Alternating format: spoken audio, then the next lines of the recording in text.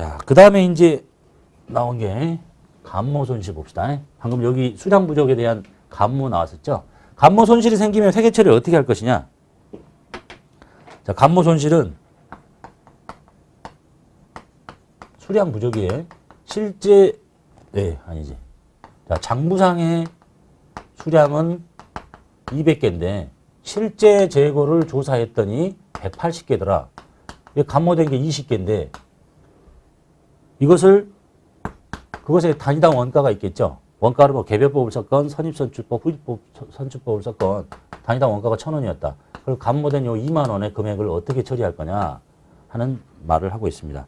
자, 이 감모 손실이 발생한 경우에는 장부상의 기말 재고를 감소시켜야 되겠죠.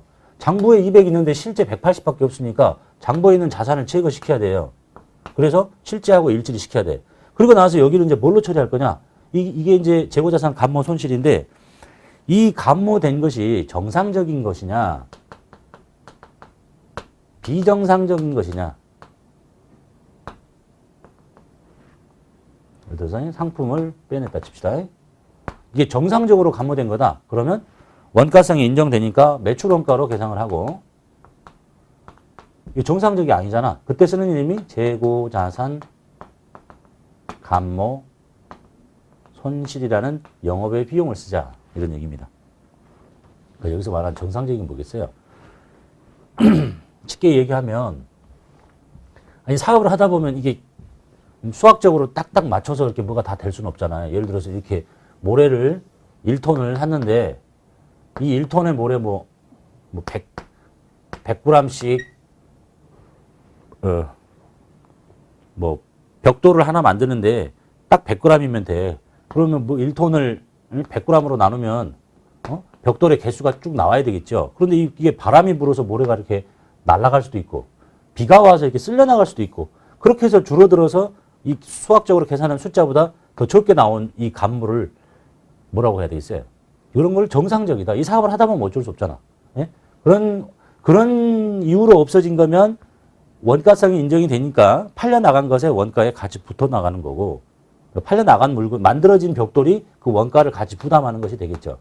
그런데 내가 이런 게 감소된 게 아니라 도난을 당했다거나 내가 부주의로 뭐 동네 사람들이 와서 다 모래를 퍼갔다거나 이렇게 사라지는 거는 정상적인 게 아니죠. 그런 경우에는 원가성이 인정이 안 되니까 만들어진 제품에다 원가를 더할 게 아니라 그냥 재고자산 감모 손실이라는 영업의 비용 처리해라 라는 얘기를 하고 있습니다. 자, 그리고 이것이 비정상적으로 발생한 경우에는 원가성을 인정할 수 없는 경우로서 손익계산서상에 매출 원가란에 매출 이외의 상품 감소액이라고 이름을 표시해서 매출 원가에서 제외시키도록 하고 있다라는 얘기네요. 예, 이런 얘기죠. 기초재고, 단기매입, 기말재고 이렇게 해서 매출 원가가 계산이 되는데 기초에 100, 단기에 뭐 500, 600인데 기말이 100 남아있으면 이게 매출 원가가 500이 되는 거죠. 근데 이 100이 있어야 되는데 원가성이 인정이 되는 감모 손실이 생겨서 여기가 100이 아니고 80밖에 안 남았더래. 그러면 그만큼 원가가 늘어나면 돼요, 그냥. 원가성 인정이 되니까. 그런데 이것이 원가성을 인정할 수 없는 거니까 500이 520이 되면 안 되고 얘는 500으로 그대로 남아있어야 되는데 얘가 줄어드는 거잖아. 그래서 여기다가 한 줄을 더 넣어달라는 얘기입니다. 뭐 우리 프로그램상으로는 얘기가 타계정으로 대체 나올 거예요. 타계정 대체해서 20 이렇게 빼도록 해서 보고해라. 이거 건들지 말고. 그리고 쭉 밑에 내려가서 저 금액만큼 재고자산, 감모, 손실이라는 비용이 20 이렇게 나오도록 해라. 이런 얘기입니다. 정상적이면 여기가 80이고 바로 여기가 520이고 여기가 없을 텐데 비정상적이니까 여기를 500으로 만들면 안 되니까 여기서 타계정 대체라는 이름으로 20을 빼고 재고자산 감모 손실이라는 영업의 비용을 20 처리하도록 하는 얘기를 하고 있습니다. 자, 예제 볼게요. 이건 이제 우리 결산 시험에서 자주 나오는 거죠, 이 상황이. 그래서 우리가 결산을 할 때는 실제 재고를 입력하는 거예요. 뭐 예를 들어서 이 상황에서 여기로 보면요. 아까 기말 재고가 장부상은 100이야. 그런데 실제 조사를 했더니 80밖에 안 돼요. 그러면 이제 프로그램상 기말 재고를 뭘 입력을 해야 되냐? 실제를 입력하는 거야, 실제를. 그럼 실제를 입력하면요? 실제를, 이 재고가 자산 감모 손실이 정상적이다 그러면, 원래 장부상 100인데 80인데 정상적이다 그러면, 기말 재고 자산을 80을 그냥 넣으면 프로그램은 자동으로 원가성이 인정이 돼서 520으로 계산이 돼버려요. 근데 이게 원가성이 인정이 안 되는 거면, 이제 저 20만큼을 없애고, 적요 8번을 걸어서 타개정 대체로 빼고, 재고자산 감모 손실이라는 이름을 씁니다. 그러면 지금처럼 이렇게 그려져요. 그 얘기를 하고 있네요. 그래서 원가성이 인정, 우리는 이제 분계를 하려고 보니까 원가성이 인정이 되면 상품을 빼고, 상품을 20만 원 빼고, 상품 매출 원가 이렇게 분계를 하는데, 얘만 딸랑하면, 근데 실제로는 그렇게 하지 않고 그냥 이걸 집어넣어. 그럼 프로그램이 자동으로 80이니까 520이라고 자동으로 계산하는 거하고 똑같아지는 거예요. 여기처럼, 여기는 20인데 늘어서. 근데 그게 원가성이 인정이 안 되면 상품을 빼고, 그냥 빼면 안 되고 여기다가 적요를 8번을 걸어줘야 이것처럼 이렇게 보고가 되는 거예요. 그리고 여기다가 재고자산 감모 손실 이렇게 해서 이것처럼 손익계산서 밑에 쪽에 보고가 되도록 하고 있다라는 얘기입니다. 그래서 이 반드시 걸어야 되는 적요 8번. 문제 5번. 기말 재고자산이 다음과 같습니다. 원재료 장부상 50에 실제가 40만 원. 제품은 똑같고.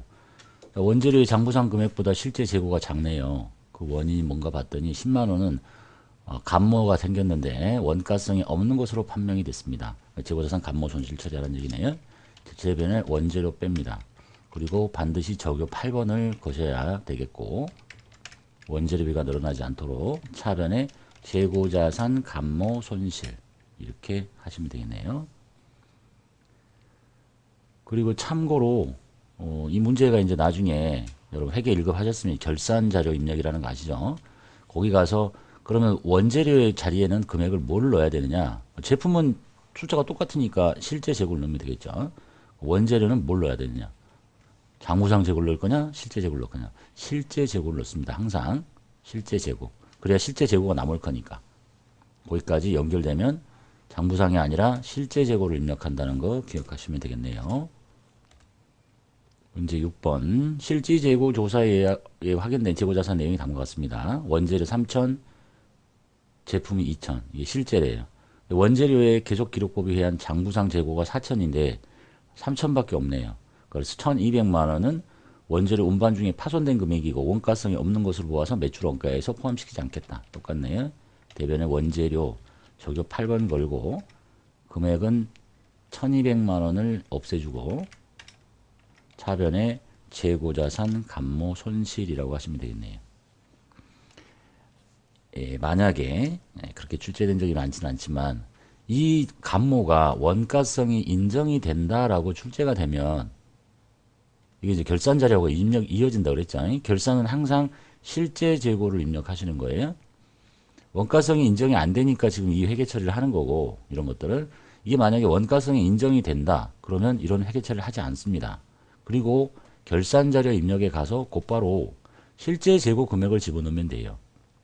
그러면 장부상에 1200 있는데 차이가 난 4200 있는데 실제를 집어넣으니까 원재료비 계산식을 보면 기초 원재료 단기의 매입 기말 이렇게 되잖아요. 그러니까 기말을 이 숫자를 넣으면 결국 얘가 빼는 거니까 더해준 거 중에서 이 숫자를 넣으면 4200을 넣으면 그만큼 원재료 비용이 줄어들겠죠. 작아지겠지 얘보다.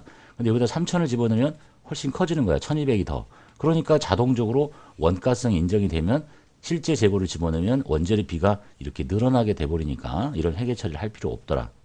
원가성 인정이 안 되면 회계 처리를 하고 그리고 실제 재고를 집어넣어도 이 적요 8번이 이 자리에 들어가서 타계정으로 대체로 빼게 되니까 원재료비는 늘어나지 않는다라는 얘기까지 좀 기억해 두시면 좋겠네요. 결론적으로 결산자료 입력에서는 항상 실제 재고만 입력한다. 원가성이 인정이 안 되면 여기처럼 분계를 하고 인정이 되면 분계를 안 하고 그냥 실제 재고를 넣으면 된다라는 얘기네요.